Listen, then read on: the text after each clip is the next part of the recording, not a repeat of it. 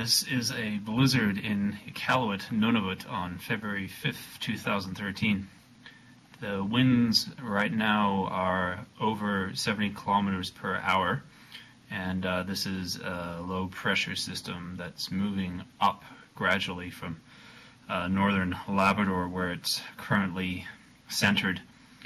So we're not even close to having the strongest winds that are anticipated at this point, and they're saying that when the eye of this system gets closer, the winds will be up over 100 kilometers an hour. So we'll see if that pans out at some point, probably early tomorrow or perhaps later.